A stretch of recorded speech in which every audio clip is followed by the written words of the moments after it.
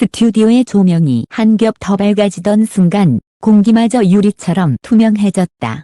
카메라의 적색 램프가 랩을 알리자 100명의 관객이 물결처럼 일어나 박수를 보냈다. 추석 특집의 마지막 순서. 김용빈이 마이크를 잡고 무대 정중앙에 섰다. 진행자 김동건은 늘 그렇듯 침착하게 멘트를 이어갔지만 어디선가 서늘한 전류가 흐르는 듯했다. 그건 곧장 귓속으로 미끄러져 들어와 심장을 조여왔다. 누구도 예상하지 못한 일이 막 소리 없이 발화하려는 찰나였다. 프롬프터 위에 떠오른 곡 제목이 흔들렸다. 바이올린의 첫 활이 공중을 그며 은빛의 선을 남기자 객석 한쪽에서 낮게 떨리는 속삭임이 맴돌았다. 지금. 잠깐만. 누군가 숨을 급히 들이켰고 조명 감독이 설정보드를 만지작거렸다. 무대의 블랙 커튼 너머 스태프들이 서로의 눈치만 물었다. 이상 없지, 이상 없어. 그러나 이상은 이미 시작되고 있었다. 포그머신에서 흩뿌려진 연무가 관객석을 덮고 그 중심에서 한 남성이 천천히 일어섰다. 그 남성은 손에 구겨진 봉투 하나를 쥐고 있었다. 아이보리색 봉투는 꼭비를 맞은 듯 가장자리가 다 달아 있었다.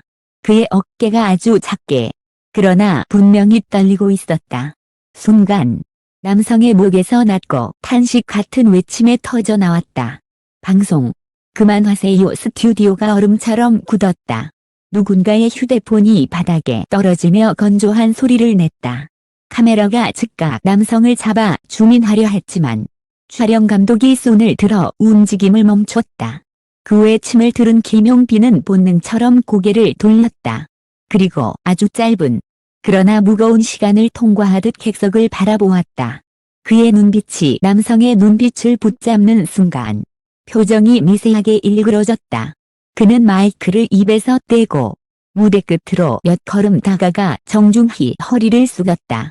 아무런 말도 하지 않았다. 대신 눈으로 인사했다. 이 무대가, 이 조명이, 이 노래가 당분간 자기 것이 아님을 알리는 듯한 인사였다. 진행자 김동건이 대본을 놓쳤다. 하얀 종이가 바닥에 부서진 조각처럼 흩어졌다. 단연간의 생방 경험을 가진 그였지만 이 순간만큼은 버거웠다. 그는 마이크를 움켜쥐고 숨을 고르다 갑자기 울컥 치받는 감정을 누르지 못하고 고개를 떨구었다. 잠깐만요. 그의 목소리는 더 이상 방송용 음색이 아니었다. 고단한 하루 끝. 집 거실에서 가족에게 건네는 인간의 목소리였다. 촬영. 잠깐만 중단해 주시겠어요? 감독석에서 무전기가 웅웅 울렸다. 컷. 지금? 광고 타임 맞춰야. 숫자들이 목줄처럼 PD의 손목을 옥죄었다. 하지만 그 자리에 있던 모두가 이미 알고 있었다. 어떤 순간에는 숫자보다 사람이 먼저라는 사실을. 천장 리그에 매달린 조명이 하나 둘 강도를 낮췄다. 소리를 잠그던 리미터가 풀리며 스튜디오는 숨을 쉬기 시작했다. 포그는 더디게 가라앉고 관객들의 눈빛은 서로를 더듬었다. 남성은 봉투를 앞으로 내밀었다. 이걸 전하고 싶었습니다. 그의 말은 덜컹거리며 튀어나왔다. 등에 핏줄이 잔뜩 솟았다. 아니, 지난주에 제 딸아이가 떠났습니다. 객석 여기저기서 조용한 탄식이 번졌다. 김동건은 뭔가를 닦았다. 김용빈은 멈추어 선체 남성의 손에 봉투가 쥐어진 자세 그대로를 바라보았다. 그것은 편지였다. 정말 오래 기다린, 그러나 너무 늦게 도착한 편지. 딸아이가 병원에서 이 노래를 기다렸어요. 남성의 목소리는 자꾸만 끊어졌다. 방송을 통해서라도 듣고 싶다고. 이 노래만 나오면 아프지 않다고. 자꾸 웃으면서 그랬는데 그의 말끝이 쓰러질 때마다 객석의 한 줄, 또 한 줄이 숨을 삼켰다. 김용빈은 무대 아래 스텝에게 짧게 손짓했다. 스텝은 조심스럽게 계단을 놓았다. 그는 조명을 등지고 내려오며 두 손을 모아 남성 앞에 섰다. 아버님, 부르는 소리만으로도 장내는 울컥 흔들렸다. 김동건은 그 자리에서 봉투를 대신 받아 무대 위로 올렸다. 떨리는 손으로 봉투를 열자 접힌 종이 사이에서 작은 사진 한 장이 미끄러져 나왔다. 환한 미소의 소녀였다. 머리칼을 한쪽으로 넘긴 채 손안에 작은 풍선을 쥐고 있었다. 사진 뒤에는 띠뚤빼뚤한 글씨가 적혀 있었다. 용빈 오빠. 무대에서 울지 않게 해줄래요? 오빠가 웃으면 저도 안 아파요. 김동건은 더 이상 문장을 이어있지 못했다. 그의 어깨가 크게 들썩였다. 스튜디오는 정지화면처럼 멈췄다. 모든 소음이 거짓말처럼 거쳤다. 김용빈이 조용히 마이크를 들었다. 오늘 이 노래는 수민이에게 바칩니다. 처음으로 누군가의 이름이 공기 위에 떠올랐다. 남성의 눈이 크게 흔들렸다. 관객석 뒤편에서 누군가 손수건을 꺼내 들었다. 무대 중앙의 스팟은 반사판을 타고 더 부드럽게 번졌다. 음악 감독이 주저하다가 손가락으로 3, 2, 1을 세었다. 그러나 방금 전과는 다른 템포였다. 누군가의 호흡을 기다리는 속도의 음악이었다. 도입부의 피아노가 마치 접힌 편지를 펼치듯 살그머니 펼쳐졌다. 바이올린은 울음을 참듯 숨죽여 따라왔다. 빈의 목에서 나오는 첫 음절은 녹아내릴 듯 따뜻했지만 한편으론 금가는 유리처럼 위태로웠다. 그 위태로움을 피하지 않았다. 하나, 자음 하나를 꼭 쥐고 소녀의 사진을 바라보며 불렀다. 관객석은 완전히 침묵했다. 눈물의 빛만이 조명의 경사면 위에서 반짝였다. 한 소절, 또 한 소절이 끝날 때마다 아버지의 손이 작은 떨림으로 흔들렸다. 마치 괜찮다, 고, 고맙다, 고, 잘 가라, 고. 세 마디를 한꺼번에 말하는 신호처럼. 거는 무대 뒤쪽으로 살짝 몸을 돌려 거친 숨을 정리했다. 그는 다시 카메라를 바라보고 낮게 말했다. 시청자 여러분. 지금 이 순간만큼은 박수도 환호도 조금만 밀어주세요. 우리가 지켜야 할 얼굴이 있습니다. 그의 목소리는 걸렸지만 단단했다.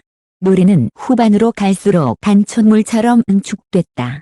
군더더기 없이 다듬어진 구절 사이로 누군가의 빈 자리와 아직 남은 체온이 교차했다. 클라이맥스에 다다르자 김용빈은 잠깐 눈을 감았다가 떴다. 이 순간을 통과한 표정은 어린아이처럼 투명했고 10년을 한 번에 건너뛴 사람처럼 깊었다. 마지막 음이 공중에 떠 있는 동안 또 숨을 쉬지 않았다. 소리가 꺼지고 나서야 조심스러운 박수가 한 점 불빛처럼 피어올랐다. 이어서 스튜디오 전체가 그러나 여전히 조용히 박수를 보탰다. 김용빈은 무대 아래로 내려가 아버지와 마주섰다. 두 사람은 오래, 정말 오래 악수했다. 그 악수는 방송 그만하세요 라는 절박한 외침의 끝맺음이었고 새로운 시작의 문턱이었다. 김동건은 다시 마이크를 들었다. 오늘 우리는 한 편의 방송을 잠시 멈추는 대신 한 사람의 시간을 지켜드렸습니다. 그의 말에 객석 곳곳에서 고개가 끄덕여졌다. 조명은 더 낮아져 마치 거대한 방 전체가 촛불 하나를 감싸쥔 것처럼 따뜻해졌다. 촬영은 잠시 뒤재개되었다. 그러나 같은 곡이었어도 같은 무대는 아니었다. 음향팀은 볼륨을 조금 낮추고 잔향을 길게 가져갔다. 카메라는 화려한 팬닝 대신 눈꺼풀의 떨림 같은 미세한 표정에 머물렀다. 편집부는 이미 결심했다. 이 장면은 장식처럼 덧붙이는 하이라이트가 아니라 방송의 심장으로 들어가야 한다고. 시청률 그래프와 광고 타임테이블은 그 다음 문제였다. 엔딩 멘트 대신 김동건은 깊이 허리 숙여 인사했다. 그의 눈은 여전히 젖어 있었지만 그 젖음은 당당했다. 오늘 이 시간을 함께 해주신 모든 분들께 감사드립니다. 그리고 사랑하는 사람을 마음속에 품고 이 자리에 와주신 한 아버님께 힘껏 조용히 박수를 보내드립니다. 관객들은 약속이나 한 듯 소리를 지우고 두 손을 맞부딪혔다. 작은 파도들이 겹겹이 번져갔다. 촬영이 완전히 끝났을 때 스튜디오에는 끝나지 않은 잔향이 가만히 내려앉아 있었다. 남성은 조심스레 무대를 떠나려다 마지막으로 한 번 뒤돌아보았다. 그 눈빛은 긴 서한의 마지막 문장처럼 보다 단호하고 보다 따뜻했다. 김용빈은 객석을 향해 다시 한 번 깊게 인사했다. 그 인사는 카메라를 위한 것도 포스터를 위한 것도 아니었다. 편지의 주인에게 그리고 편지를 건넨 사람에게 보내는 인사였다. 밖으로 나오자 밤 공기에는 추석 특집이 남긴 잔열이 희미하게 흔들렸다. 조명을 덜고 나온 스태프들의 어깨는 눈에 띄게 낮아져 있었다. 그들 모두가 오늘 알았다. 때로는 방송 그만하세요. 라는 한마디가 방송이 지켜야 할 단 하나의 이유가 된다는 것을. 무대는 화려함으로 완성되지 않는다. 멈춰야 할 때 정확히 멈출 줄 아는 단호함. 그리고 다시 시작할 때 서로를 바라보는 따뜻함으로 완성된다. 며칠 뒤 방송이 나간 밤. 댓글 창에는 익명의 별들이 착지했다. 오늘 방송 울었습니다. 이런 멈춤이라면 1000번이라도 좋습니다. 누군가는 수민이의 웃음이 화면을 지났어요. 라고 적었다. 숫자는 여전히 오르고 내렸지만 그날을 기억한 사람들에게 중요한 것은 그래프가 아니라 마음의 고도였다. 그리고 그 고도는 촬영이 잠시 멈춘 그 순간 가장 높이 떠올랐다. 그날 스튜디오 한복판에서 서로를 마주본 두 사람, 노래를 부른 이와 편지를 건넨 이는 같은 언어로 인사했다. 고맙습니다. 그 인사는 관객의 가슴마다 작은 등불이 되어 오래 남았다. 그리고 누군가에게는 오늘도 여전히 유효한 요청으로 남아있다. 필요하다면 우리는 언제든 멈출 수 있다고. 다시 더 인간답게 시작하기 위해서라면